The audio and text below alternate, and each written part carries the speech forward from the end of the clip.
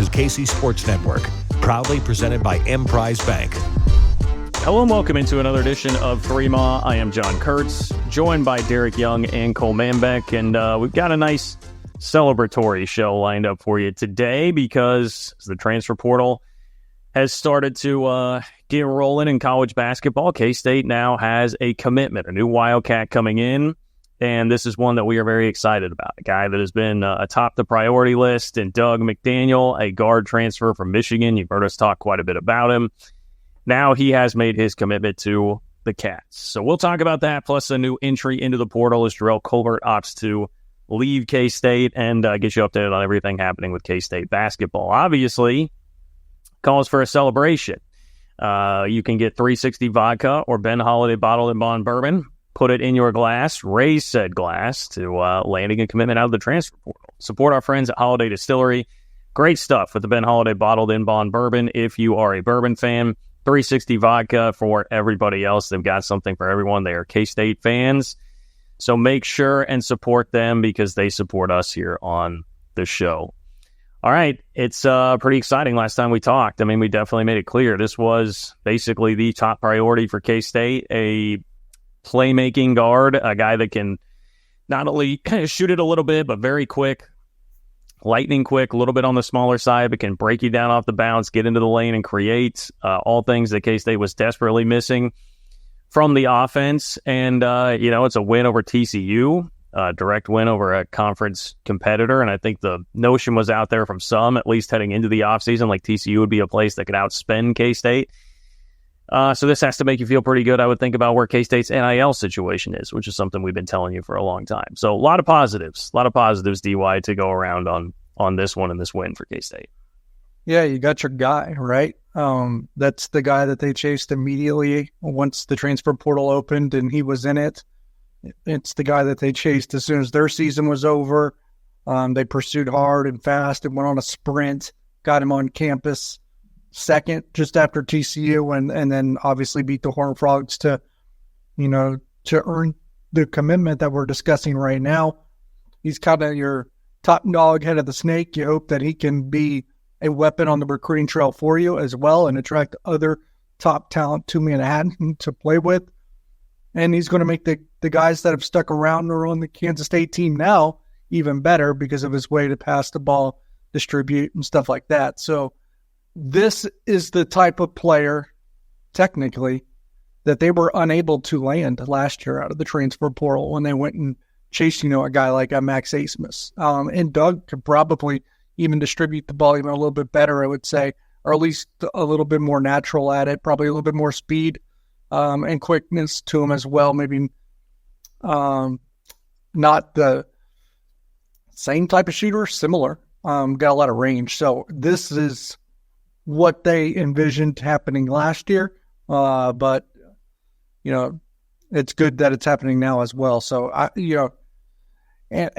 also push back a little bit just to kind of what I've seen out there in the internet world, I guess, too, that this staff is like a lot of misses or there was pessimism about whether or not they could pull this off. I mean, technically, this staff has shown that they can win recruiting battles that, on a consistent level, or at least competitive in recruiting battles on a consistent level with top dogs that I don't really, at least in my time, that no basketball or football coach has been able to do. So I don't really understand that criticism. I mean, they beat the Kentuckys and Alabamas of the world for Arthur Kaluma, a bunch of SEC schools for Tyler Perry.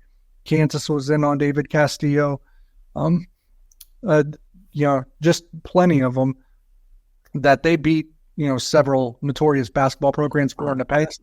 And this is, not as crowded of a recruitment just because I think it was quick and fast and Kansas State kind of shut out to a significant lead early, but another example of this staff's recruiting prowess.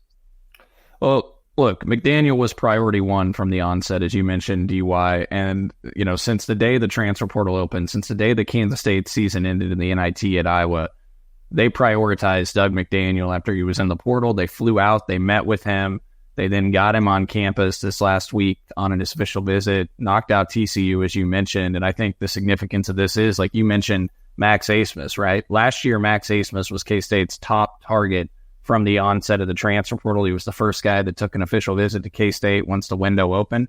He did not commit until April 27th. He committed to Texas. K-State was kind of strung along there, not a criticism of Asmus, but the process took a while, and it lasted until April 27th when he made his final decision to choose Texas over K-State. All right, today is April 3rd. We're 24 days ahead of that. It was May the 2nd when K-State landed its first commitment in the 2023 transfer window. That was the day Tyler Perry committed to K-State last year. All right, that's 30 days. That's practically a month earlier that K-State now has secured their first commitment in the portal, and he's their top target. It was April 17th, 2022, when K-State secured its first commitment in the 2022 transfer portal window that Jerome Tang secured, and that was Jerrell Colbert. Again, today is April 3rd. So K-State is well ahead of the game here where they have been historically, and they got the top guy they wanted. And the other thing that I will mention is he is the second highest ranked player in the On3 transfer portal industry consensus rankings to commit. The only other guy that is committed out of the top players, out of the top 15 in the country so far that are in the portal, is Tucker DeVries. DeVries, am I saying that right? Is it DeVries, DeVries? I always believe it's DeVries. DeVries, okay. Tucker DeVries. And the only reason he is committed is because he's following his dad, who left Drake to become the head coach at West Virginia. So that was the obvious connection there. So really, you're talking about no other top-tier commitments committing at this point in time. K-State has landed, arguably, the top guy in the portal to date out of the guys that have committed. Well, we've talked a lot about the strategy in the portal last year and how it was sort of, things have just evolved a lot, both in terms of overall in college basketball, how it's completely tilted now toward NIL. I mean, the money is the thing, but also just even in terms of how Jerome Tang and company approached it last year. I think there was still somewhat of a hesitancy from the coaching staff at that point to be like, okay, we need to make money the main thing here. They wanted guys who cared about things a little bit more than that. We certainly picked up on a little bit of that. I mean, now everybody, I think, is just operating under the new reality. So, I mean, to me, it's part of the reason that, as you point out, Cole, all of this has come faster this time around with Doug, and they go and get their top target, is probably there is an element of like, hey, we know what we got to do now. We know how everybody has to operate in this new world of college basketball. So let's just go do it. I mean, I think that's the other encouraging thing to me, is that it may be the start of a much better cycle, because the process has been, they had to learn a couple of things last year about where all of this was going. So I feel much more comfortable about this just as a tone setter for where the entire cycle may go in the transfer portal. Yeah, I mean, the process and resources are both there at this point. So there's reason to believe that, I don't know if this is a perfect analogy, but like that Doug is like the tip of the iceberg. Now, that doesn't mean they're going to go out and get three dudes with the same profile as him. I don't think so. But I think that I know that they are in on, a few other guys that are also highly touted and highly pursued as well. And Dug McDaniel is highly thought of by a lot of college basketball players and guys that may want to play with him. So to your point earlier, DY, and speaking to, him being that first commitment, a lot of times these players, they want to know who their point guard is, right? You want to have that great point guard locked in. Well, Kansas State really has too, with Day-Day Ames, and moving forward in the future with 3 years of eligibility, and then Dug McDaniel at the guard position. So when you're chasing some of these talented big men in the portal that Kansas State is currently after, that's more enticing to potentially land them. And it's just great to get the monkey off the back, get that first guy on the board, that top target that you really wanted, and create that buzz, that energy, that excitement. I think it's huge. This is a huge commitment for Jerome Tang in this coaching staff. It also illustrates they have the NIL resources that they need to attack the portal. They've got a plan in place, and I think they're going to have a lot of success in the portal. I think we're in for a fun month or two in the transfer portal with Kansas State as they build out a very talented roster this offseason. How do you think he fits in with Day-Day, since you bring that up? I think he fits in great. DY, I'll let you speak to it too, but you look at it, I think both Day-Day and Dug McDaniel can be more of combo guards types, which is really what you want. You look at that Baylor team that won the national title a few years ago. You want guys that can play 1 through 3 at the guard position and be more interchangeable. And I think Day-Day, McDaniel, they can play off the ball, they can play on the ball. They'll be like having 2 point guards on the court at once. Like if you look at Dug McDaniel's synergy stats, I talked about this the other day. He was 41% on catch and shoot threes last year. And that illustrates that he's a guy that can slide off the ball and get open off the ball as well. So I think they'll fit in great. I think it'll be a really exciting pair combo. And now I think you probably need that larger guard for the wing, that 3 spot, that small forward. I think that's what you have to attack next because, that's going to be the next tough one to land. And the big, obviously, they're going to need a couple of bigs that we'll get to in a little bit. But yeah, this is a huge addition, and we can get into some of the numbers that we've already talked about with McDaniel. But 27+% assist rate would have been the highest by far on the team last year. He had a 27.6 assist rate at Michigan, and he didn't have a lot of talent around him this year with the Wolverines. So distributor, like DY said, a guy that can really shoot it and a guy that's lightning quick and can beat his guy off the dribble and make a play when you need it. Yeah, I mean, the only question marks you would have is that if you're going to, when you do play guys like Day and Dug together, you're going to have to surround them with size because they're 2 of the smaller versions. So you're going to want to establish length at the 3 other spots on the floor when they're playing alongside each other. And then I don't know that my concern is as deep or as high as others, and concern is probably too alarmist of a word here, but you do wonder, or you question what's it look like from a defensive perspective, and that's why you do build around them with a little bit more length and size, of course.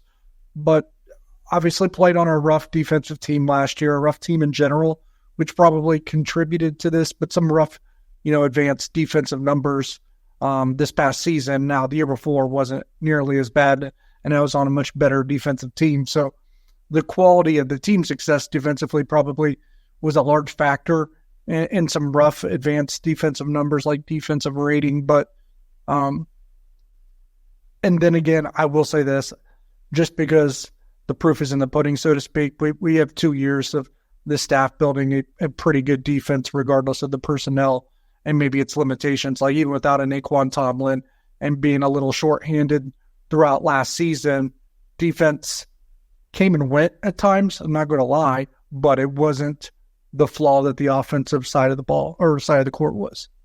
Yeah, I mean, the only reason they won as many games as they did with the roster they did last year is because they really shored up the defense for sure. Point taken there. Get on offense, though, and get to homefieldapparel.com where you can find 40-plus K-State designs there. Make sure you get that shooting shirt that I talk about all the time. It looks awesome. Wear it at your wedding. Send Cole a picture of it. Get the Copper Bowl shirt, any of the old school stuff. It's great there at homefieldapparel.com. Tons of awesome K-State designs, best K-State gear around. And they have 100-plus other schools as well. So if you want to be like Derek and get like an Akron shirt or something, you can definitely do that as well.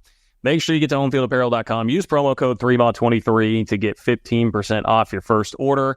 What are you waiting for, people? We're even giving you a promo code 3MAW23 for 15% off your first order. We're back in just a moment. We appreciate you supporting KC Sports Network by listening to our podcast. You have helped us become the highest-ranked Chiefs podcast network in 2022 and 2023. And don't forget about our daily Substack newsletter, the best written analysis you can find on the Chiefs straight to your inbox every day. kcsn.substack.com. Everybody's favorite time of the show. This episode brought to you by the spring cleaning champions, Manscaped. This season, make sure to groom your carpets and the drapes. The leaders in below-the-waist grooming. Clear out that winter bush with Manscaped's Lawnmower 5.0 and watch your confidence bloom like the springtime flowers. And I know you guys have to have some confidence right now. We're talking about a commitment in the transfer portal. Everybody should be confident. You can watch those flowers bloom even more if you buy the Manscaped Lawnmower 5.0. But apparently Cole has here. I'm reading this. I can't see anything, and it's very distracting. Embrace the season and join the 10 million men worldwide who trust Manscaped with our special offer. Go to manscaped.com and use code KCSN for 20% off plus free shipping. We told you on the last show that, you can even do this in the ocean. I wouldn't encourage it, but you can do it in the ocean. You can do it in the ocean at night because it also features dual LED spotlights to guide you through the darkest winter debris. Navigate with confidence in your delicate areas. Cole is showing off the light right now. So you can legitimately be in the ocean at like 10 o'clock at night So that no one can see you. I mean, that's probably a better way to do it in the ocean anyway. And then you'll just have your little light. You know, if someone's watching from far away, it'll just like look like a lighthouse off in the distance or something. You know, oh, that's cool. Look at the lighthouse out there. But they won't know.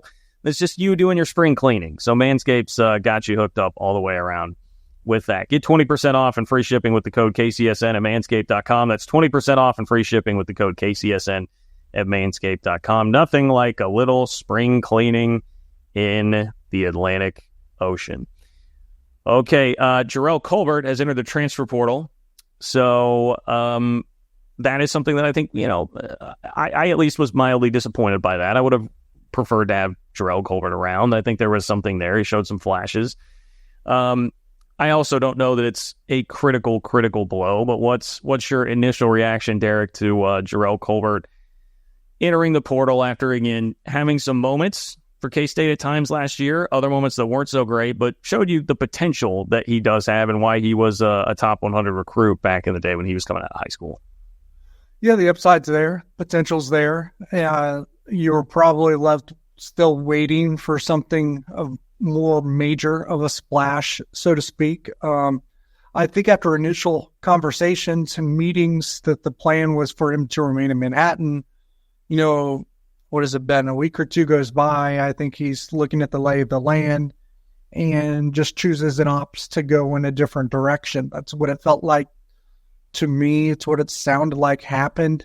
I don't think this was one of those things where they're like, we want to move on. I think they were okay with this decision and understood it, but I don't think this was a scenario and where they were, hoping and begging that he would leave. I didn't view it as that. So I guess from that angle, it is a surprise.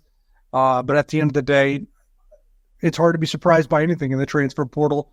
So I don't think my reaction would go to that length. In fact, and I've said it on this show, I think, or in other shows that, the football transfer portal opens up in 3 or 4 weeks, just with the kind of money that's, sometimes thrown out there, the ease that it is to leave.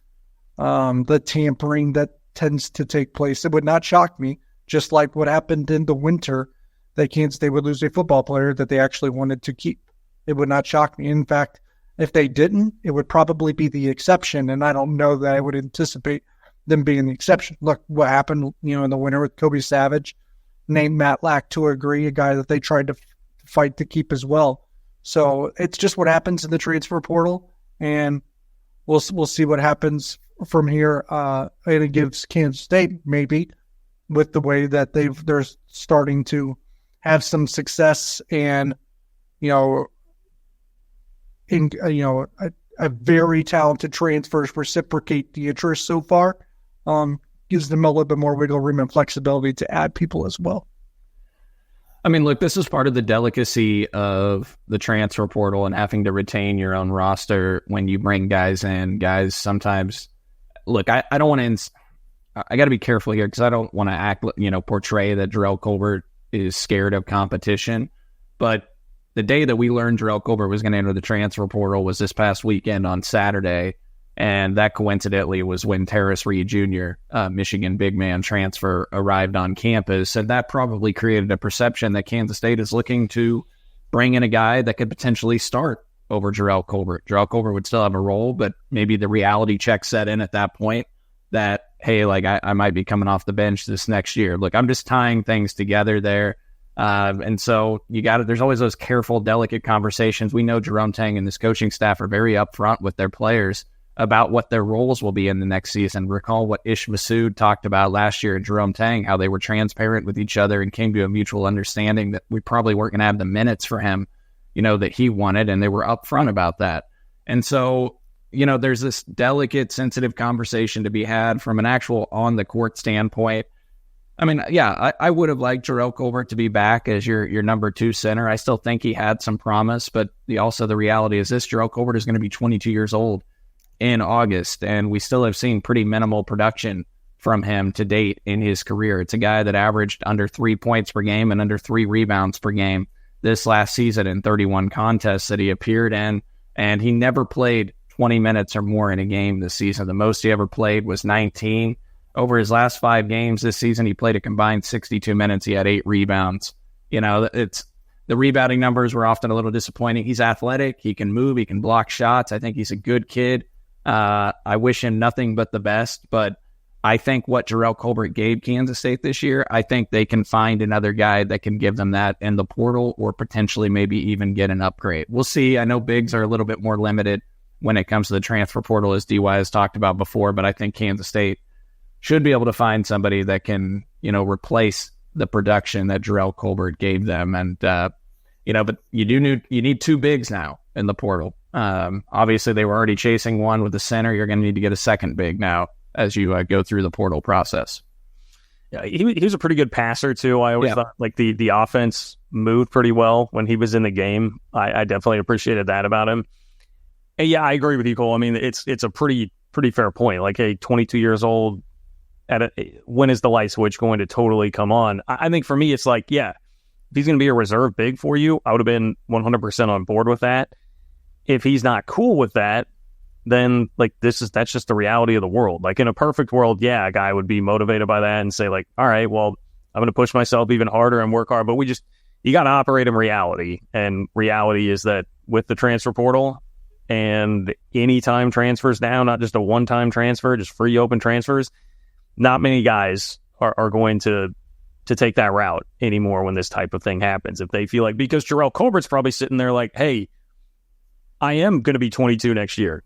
I need to be starting somewhere. Like, that's what I want, that playing time. I'm tired of sitting around and waiting for it. So that kind of goes both ways. And yeah, Tang is usually not shy about being like, look, man, this is what we think your role will be. So to me, if I were just to guess, seemingly would be that's probably about how that played out. And yeah, I think it is replaceable enough in the portal, might be rolling the dice there a bit because of big men, but this is not one that I would lose a ton of sleep over. And that's nothing against Jerrell Colbert. He may go somewhere and turn into a monster, and maybe it's a Selton Miguel type situation and we do feel bad, but at least right now in the short term, I think they will be okay. Yeah. It's the way I see it. Yeah. Yeah. I mean, I don't know.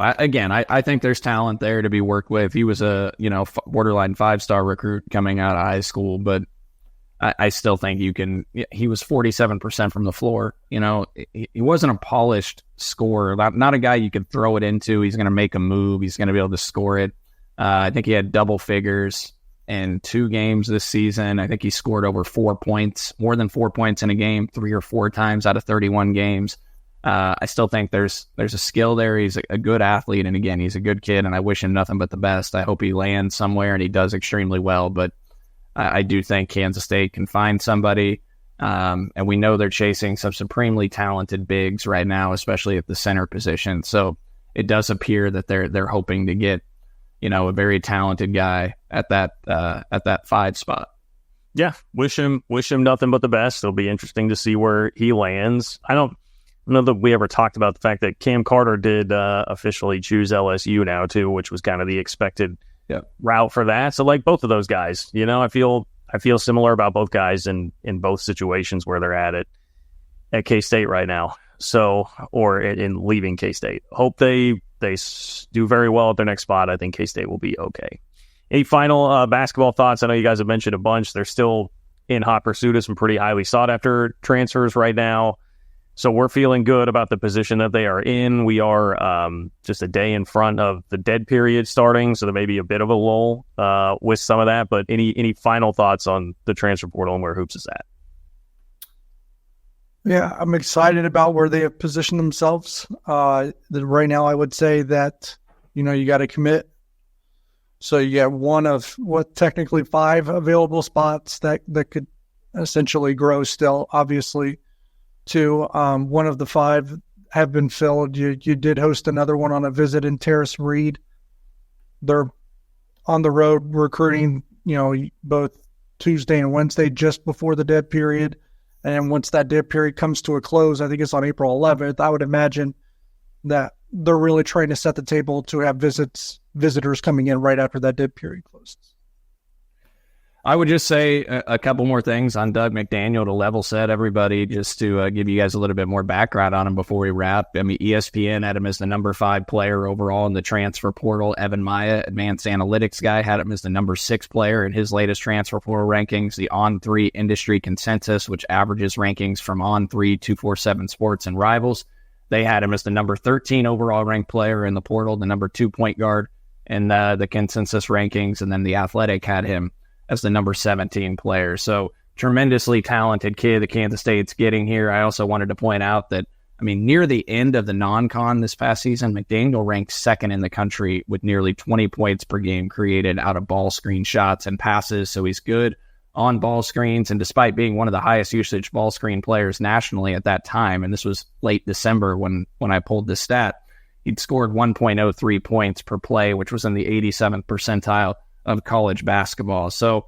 a really dynamic playmaker, a guy that I mentioned before, lit up Michigan's 3 toughest non-con opponents. Oregon, who was 54th in KenPom, St. John's, 24th ranked team in KenPom, and Florida, 26th ranked team in KenPom. Against Florida, 33 points, 8 assists, or 8 rebounds, 5 assists on 9 of 19 from the floor.